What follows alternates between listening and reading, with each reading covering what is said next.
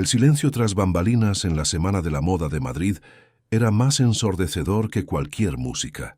Mateo, el genio de la alta costura, sentía que el pánico le subía como una marea helada, amenazando con ahogar años de trabajo en cuestión de minutos. Su nombre era sinónimo de perfección, pero lo que nadie sabía es que esa perfección estaba a punto de hacerse añicos. Si te encantan las historias donde el destino actúa de formas misteriosas, suscríbete al canal y dime desde dónde estás viendo este video.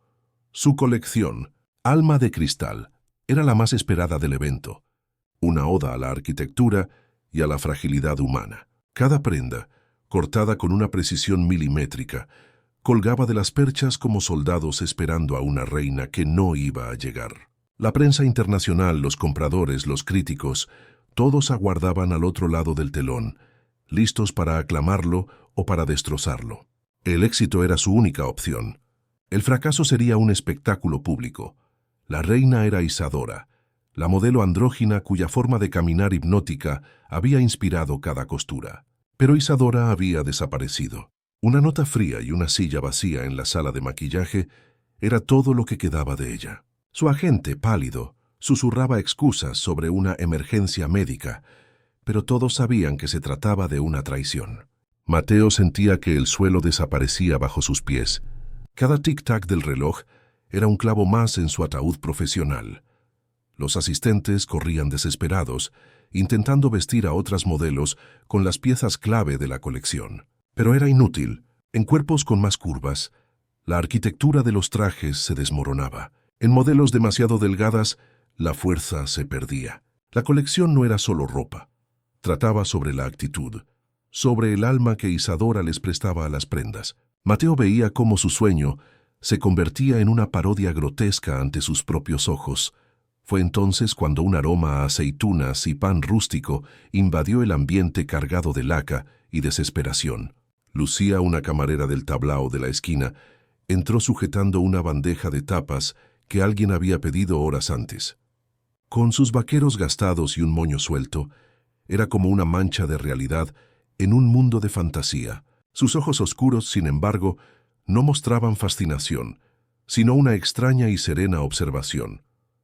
Se detuvo un instante, mirando cómo una modelo alta y torpe tropezaba con el vestido principal. Lucía no entendía de tejidos ni de tendencias, pero sí entendía de postura, de cómo el peso del cuerpo se ancla en el suelo. Veía el error no en el vestido, sino en la forma en que la mujer lo habitaba, sin fuerza, sin propósito.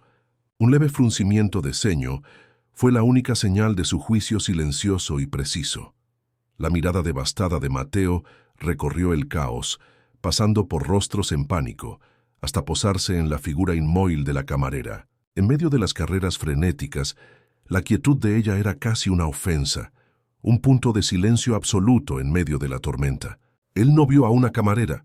Por una fracción de segundo, en su postura y en la forma en que sostenía la bandeja con la dignidad de una reina, vio algo más, algo que su mente desesperada todavía no era capaz de procesar. La lógica había abandonado a Mateo, dejándolo con nada más que el instinto en estado puro y el eco del reloj. Cruzó la sala, ignorando las protestas de su asistente, que lo tiraba del brazo. Tenía la mirada fija en Lucía, que ahora intentaba retirarse discretamente, sintiendo el peso de aquellos ojos. Para ella, era la atención no deseada de un hombre poderoso al borde del colapse. Para él era la última apuesta en una partida que ya estaba perdida. «Tú», dijo él con la voz ronca casi inaudible, señaló el vestido de cristal, la pieza central de la colección, que yacía arrugado sobre una silla. «Pruébatelo, ahora». El silencio que se produjo fue denso, roto apenas por la risa nerviosa de una de las modelos. Lucía se miró las manos, la bandeja de comida y luego al hombre, segura de que la presión lo había vuelto loco. Ella era una camarera, no un espejismo. «Mateo, por el amor de Dios, ¿qué estás haciendo?», le suplicó su asistente Javier. «El desfile empieza en 10 minutos». Lucía negó con la cabeza, dando un paso hacia atrás. «Señor, creo que hay un error. Yo solo vine a traer la comida». Pero Mateo no escuchaba a nadie. Le quitó la bandeja de las manos con una delicadeza sorprendente y la dejó a un lado. «No ha sido un error. No tengo tiempo para errores. Por favor. Empujada por la urgencia de la situación y la intensidad en la mirada de Mateo, Lucía se vio arrastrada detrás de un biombo. Dos vestidoras, con los ojos llenos de duda, comenzaron a quitarle los vaqueros y la camiseta. El contacto del vestido de cristal sobre su piel era frío, pesado, como una armadura de otro mundo. Se sentía como una impostora, una plebeya a punto de profanar un tesoro real, esperando la humillación que sin duda vendría después. Cuando salió de detrás del biombo, el caos del backstage se detuvo en seco. No era que el vestido le quedara bien, era que el vestido parecía haber nacido para ella. Donde en las otras modelos había fragilidad, en Lucía había una fuerza contenida. La arquitectura de la prenda no la dominaba, sino que se doblegaba a su postura. El cristal no la hacía parecer una muñeca, sino una guerrera. El silencio se rompió con un único suspiro colectivo. «Camina», ordenó Mateo con la voz convertida en un susurro tembloroso.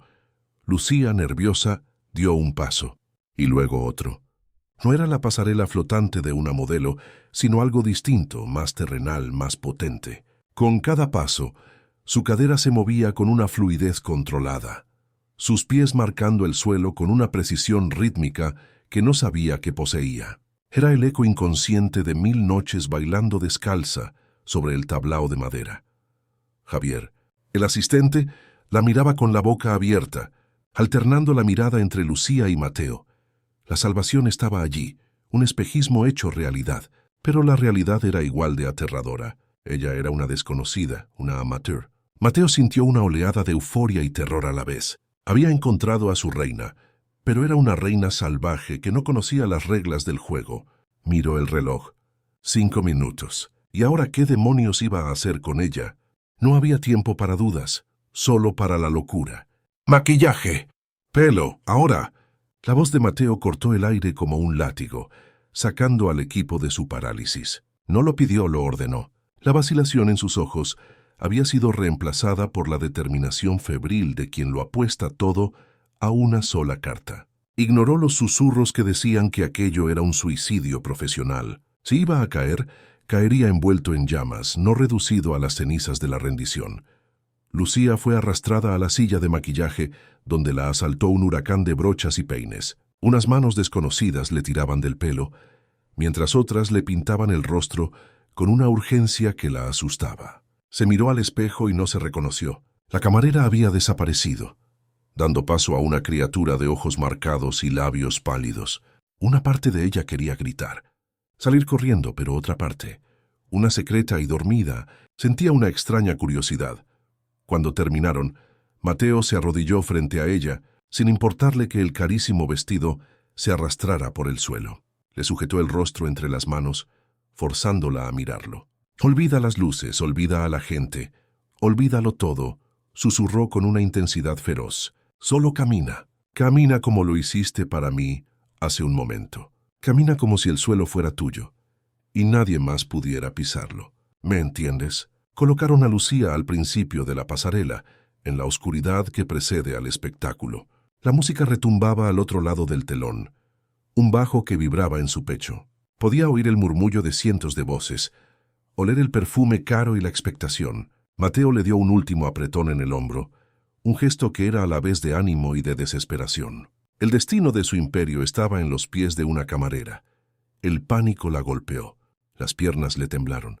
¿Quién era ella para estar allí? Las ganas de huir eran abrumadoras, una oleada de náuseas que le subía por la garganta. Cerró los ojos y por un instante no oyó la música electrónica, sino el sonido de una guitarra flamenca. Vio el suelo de madera del bar, sintió el ritmo en su sangre.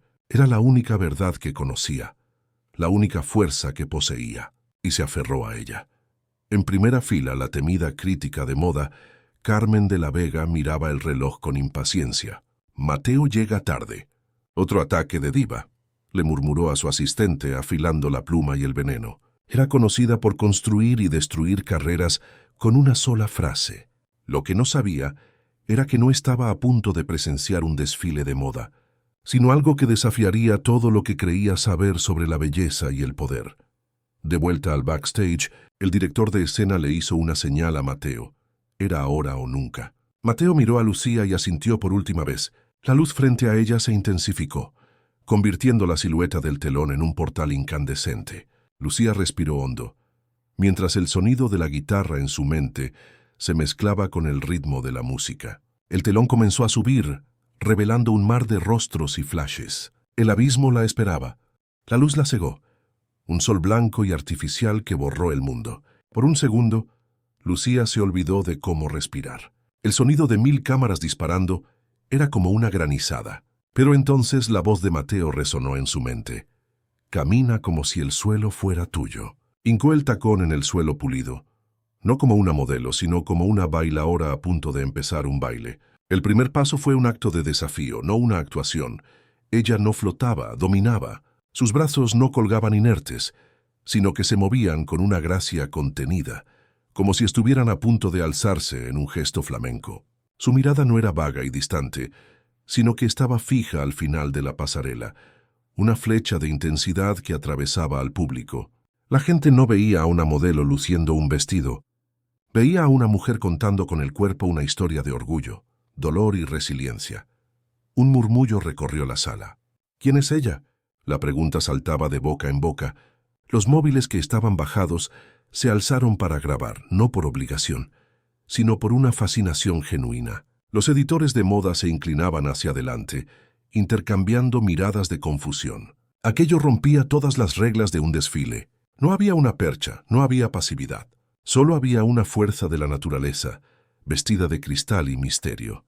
Carmen de la Vega sintió un escalofrío involuntario. Su mano, que sostenía la pluma para anotar una crítica mordaz, se detuvo en el aire. Esperaba ver un error, un desastre de principiante. Pero lo que veía era algo mucho más peligroso: autenticidad. Ella, que conocía los bailes de Andalucía, reconoció el alma del flamenco en aquel caminar. Esto no es moda, pensó aturdida. Esto es en Marte. ¿Dónde la ha encontrado? Detrás del escenario, Mateo lo veía todo en un pequeño monitor, con las manos apretadas contra la boca. No podía respirar. El vestido que había diseñado con reglas y cálculos había cobrado una vida orgánica, palpitante. Lucía no solo llevaba puesta su creación, la estaba interpretando, dándole un alma que él ni siquiera sabía que existía. Sintió como unas lágrimas calientes le asomaban a los ojos. Era más de lo que jamás había soñado. Al final de la pasarela, rodeada por un muro de flashes, Lucía se detuvo. Por un instante, el tiempo pareció suspenderse. No hizo el giro rápido y vacío de las modelos. Giró sobre su tacón, un movimiento lento y deliberado, y miró a la multitud por un segundo, recorriéndolos a todos con una autoridad silenciosa. En ese momento no era una camarera. Era la dueña de todas las miradas de aquella sala. Cuando desapareció en la oscuridad del backstage, un segundo de silencio atónito flotó en el aire y entonces la sala estalló en aplausos. Pero en la primera fila, un hombre no aplaudía. El duque de Alarcón, uno de los aristócratas más reservados y poderosos de España, patrocinador secreto de docenas de marcas, se limitaba a observar. En su rostro no había admiración, sino un destello de reconocimiento frío y peligroso, como si no viera a una modelo, sino a un fantasma. Al cruzar el telón, la fuerza que la sostenía se desvaneció. Lucía se tambaleó, mientras el sonido del mundo real invadía de nuevo su mente. Las vestidoras la sujetaron, mirándola con una reverencia que no comprendía. El asistente Javier solo balbuceaba increíble, sencillamente increíble, incapaz de formar una frase completa. El caos de antes se había transformado en un silencio de asombro. Había cruzado el abismo y había vuelto, pero ya no era la misma persona que era hacía unos minutos. Mateo se acercó lentamente, sus ojos recorriendo cada detalle del vestido como si lo viera por primera vez. Tocó el cristal en su hombro, un gesto casi sagrado. «Tú no te lo has puesto», susurró con la voz quebrada por la emoción. «Tú le has dado vida. He pasado años intentando crear un alma para mis colecciones, y tú la has traído en tus pies, en tu mirada». En ese momento, la barrera entre el genio y la camarera comenzó a disolverse. Lucía apenas podía procesar sus palabras. Le daba vueltas la cabeza. Solo quería quitarse aquel vestido pesado, ponerse sus vaqueros y volver al olor a vino y madera de su bar. Tengo que irme», tartamudeó sintiéndose un fraude. Aquel mundo de aplausos y telas caras no era el suyo. Era una intrusa que había tenido suerte. Y la suerte, bien lo sabía ella, siempre se acaba. Quería huir antes de que la descubrieran, pero la puerta del backstage se abrió con violencia. Uno de los guardias de seguridad del evento entró, con el rostro pálido y sudoroso. «Señor Mateo, disculpe, pero el duque de Alarcón exige verlo, y a la modelo». La mención del nombre del duque silenció la sala. Los aristócratas no iban al backstage. Eran figuras sombrías que movían los hilos del poder a distancia. Su presencia allí era un mal presagio, una ruptura del protocolo que anunciaba una tormenta. Mateo sintió un escalofrío. Conocía la reputación del duque, un hombre de poder ancestral, con una fortuna incalculable y secretos aún más vastos. ¿Qué podía querer de una modelo desconocida? Instintivamente, Mateo se colocó un poco por delante de Lucía, un gesto protector que no pasó desapercibido. «Dígale al duque que estoy ocupado. Puede pedir cita para mañana». Pero sabía que las órdenes no funcionaban con ese hombre. No hizo falta. La figura alta e imponente del duque apareció en la puerta, despachando al de seguridad con un gesto de la mano. Llevaba un traje oscuro que parecía absorber la luz de la sala. Sus ojos, de un azul gélido, ignoraron por completo a Mateo, el aclamado diseñador, y se clavaron en Lucía con una intensidad depredadora. Caminó hacia ella, deteniéndose a solo un paso de distancia. El aire se volvió pesado, eléctrico, imposible de respirar. «Lucía», dijo, y la forma en que su nombre sonó en sus labios fue a la vez una caricia y una sentencia. «Lucía de la Cruz, tienes sus ojos, los mismos ojos de fuego que tenía tu madre antes de traicionarme y desaparecer con lo que era mío».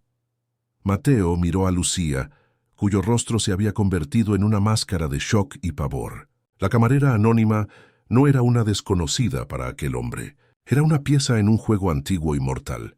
Aquel nombre, de la Cruz, resonó en la mente de Lucía como un trueno lejano. Era el apellido que su madre había abandonado. La parte de la historia que siempre contaba en susurros, con los ojos llenos de espanto. Las palabras del duque no eran solo una acusación. Eran la llave que abría un baúl de recuerdos fragmentados. Una infancia huyendo, el miedo constante de su madre, la prohibición de nunca jamás llamar la atención. El pavor en su rostro dio paso a una gélida comprensión. «Sea lo que sea esto, no es ni el momento ni el lugar», dijo Mateo con voz firme, interponiéndose deliberadamente entre el duque y Lucía. Sintió el peligro que emanaba del aristócrata, un aura fría que no tenía nada que ver con el mundo de la moda. Era un poder más antiguo, más implacable. «Ella es mi modelo, y está bajo mi responsabilidad. Si tiene algún asunto, trátelo conmigo a través de mis abogados». El duque sonrió, un gesto carente de humor. «¿Abogados?», se burló. «Muchacho, tú diseñas vestidos. No te metas en asuntos de sangre y honor». Sus ojos de hielo volvieron a Lucía, ignorando a Mateo como si fuera un insecto. «Tu madre le robó a mi familia un juego de diseños de joyas, creaciones ancestrales de un valor incalculable. Sé que te los dejó a ti. Quiero de vuelta lo que es mío. Y yo siempre consigo lo que es mío». «No sé de qué me habla». La voz de Lucía salió temblorosa pero firme. «Mi madre no dejó nada, no teníamos nada». Pero mientras lo decía, una imagen fantasmal apareció en su mente. Su madre, años atrás, cosiendo un pequeño y pesado paquete de terciopelo en el forro de un viejo abrigo. «Solo es un mapa del tesoro, mi amor», le había dicho. Lucía siempre pensó que era un juego para tranquilizarla. El duque pareció leer la duda en su rostro. «Tienes 24 horas para refrescar la memoria, Lucía de la Cruz», dijo, y el tono suave hizo la amenaza aún más siniestra. «Después de eso, tendré que usar métodos menos cordiales para recuperar mi propiedad. Y en cuanto a ti, diseñador», se giró hacia Mateo, «te aconsejo que te alejes de ella. Mi paciencia con las interferencias es notablemente corta, y mis contactos infinitos». Con eso se dio la vuelta y se fue, dejando un vacío de miedo a su paso. La celebración del backstage había muerto. Todos miraban a Lucía, ya no con admiración sino con temor. Mateo no dudó. Agarró la mano de Lucía, un contacto eléctrico que la sacó de su trance. «Tenemos que salir de aquí, ahora, por la puerta de atrás. No podemos quedarnos donde pueda encontrarnos». La pasarela y los aplausos ya parecían pertenecer a otra vida. Corrieron por los laberínticos pasillos del backstage mientras el vestido de cristal de Lucía tintineaba suavemente como campanas de alerta. Al salir al callejón oscuro y frío de la noche madrileña, ella temblaba, no de frío, sino de puro terror. Mateo la sujetó por los hombros, con el rostro serio bajo la luz tenue de una farola. «Lucía, mírame. Lo que ha dicho sobre tu madre, sobre un tesoro que has recordado. ¿Dónde está ese abrigo?» Está en mi piso», respondió Lucía con voz débil, abrazándose a sí misma para dejar de temblar. «Es un abrigo viejo que mi madre nunca me dejó tirar. Lleva años en el fondo de mi armario. Nunca había vuelto a pensar en él». La mirada de Mateo se volvió decidida. «Pues para allá vamos. De momento, no sabrá dónde buscar». La guió fuera del callejón hacia su coche, un oasis de lujo negro en la noche madrileña. El trayecto transcurrió en un silencio tenso. Lucía, todavía con el vestido de cristal, parecía una princesa exiliada en el asiento de cuero del coche de Mateo. Dejaron atrás los barrios elegantes y se adentraron en las calles estrechas y ruidosas de Lavapiés, el barrio bohemio y popular donde ella vivía. Mateo maniobraba el coche de alta gama por callejones de los que se escapaba la música flamenca. Un mundo tan lejano al suyo que podría ser otro país. La observaba, dándose cuenta de la profundidad del abismo que había entre ellos.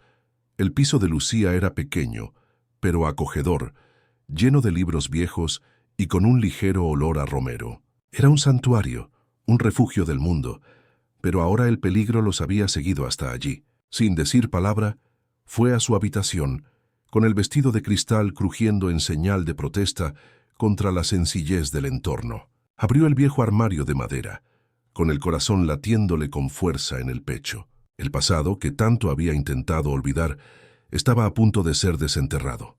Justo en el momento en que su mano tocó la puerta del armario, unos golpes fuertes y urgentes sonaron en la puerta de entrada. Mateo y Lucía se quedaron helados, con el pánico dibujado en sus rostros. «Nos ha encontrado», susurró Lucía. Mateo cogió un pesado candelabro preparándose para lo peor.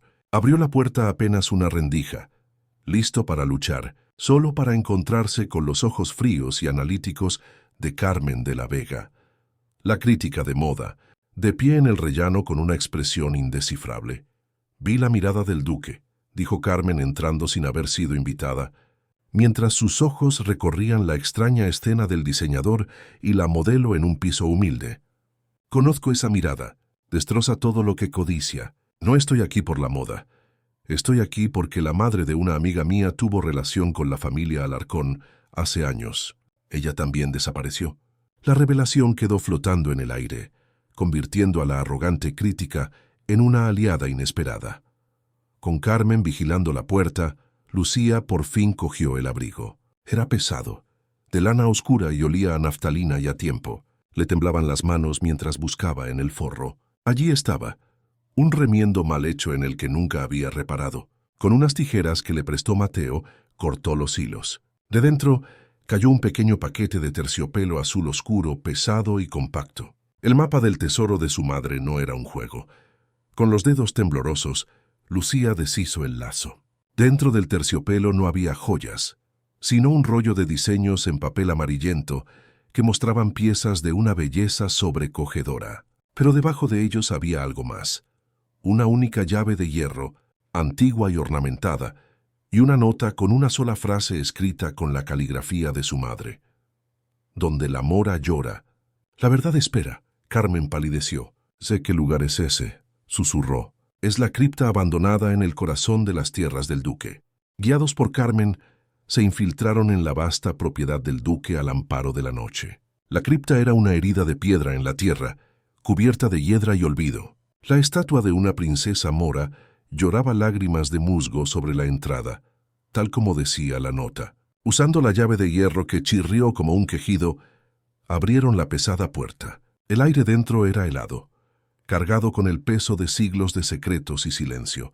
La luz de la linterna de Mateo danzaba sobre tumbas de piedra. En el centro, el sarcófago de una duquesa de otro tiempo tenía una cerradura discreta idéntica a la de la llave. Con el corazón en un puño, Mateo la giró. Una losa de piedra se movió, revelando un compartimento secreto. Dentro no había oro ni joyas, solo una caja de madera oscura, tallada no con el escudo de los Alarcón, sino con el de otra familia, una que Carmen reconoció con un suspiro. «Sabía que la llave te traería de vuelta a casa». La voz del duque resonó desde la oscuridad y emergió de entre las sombras, no con guardias, sino solo. Su mirada no estaba puesta en Lucía, sino en la caja. «Mi familia ha buscado estos diseños durante 50 años, la prueba de la traición de tu madre y de la deshonra de mi padre. Entrégame la caja y quizás te deje vivir con la vergüenza de tu linaje». Parecía un hombre atormentado, no un villano. «Mi madre no era una ladrona», dijo Lucía, y en un acto de valentía abrió la caja. Dentro, los diseños eran aún más hermosos, pero en la esquina de cada uno había una firma, la del padre del duque, y debajo de ellos docenas de cartas atadas con una cinta. Eran cartas de amor, del padre del duque a la madre de Lucía, una joyera de inmenso talento a la que amaba en secreto. Le había regalado los diseños como una prueba de amor. Las cartas contaban la verdad. El padre del duque amaba a la madre de Lucía, pero estaba casado. La traición fue la huida de ella para escapar de la ira del abuelo del duque, un hombre cruel que jamás habría aceptado esa relación.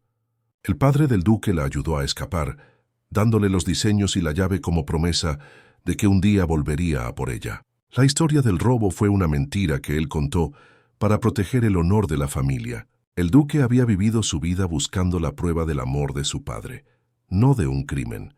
El duque cayó de rodillas, con las cartas en sus manos temblorosas, aplastado por el peso de una vida construida sobre una mentira. La amenaza se disipó, reemplazada por la silenciosa tragedia de una familia. Un año después, la pasarela de Madrid volvía a ser de Mateo, pero esta vez la colección no se llamaba Alma de Cristal, sino Legado de la Cruz. Una explosión de color y pasión, inspirada en los diseños encontrados en aquella cripta. En primera fila, el duque de Alarcón aplaudía discretamente, un hombre cambiado, y en la pasarela junto a Mateo estaba Lucía, no como modelo, sino como co-creadora de la marca de joyas que habían lanzado juntos, reviviendo el arte de su madre. El encuentro casual de una camarera y un diseñador no solo había cambiado sus destinos, sino que había reescrito la historia. Demostraron que a veces la verdadera alma no está en lo que uno viste, sino en la valentía de desvelar la verdad.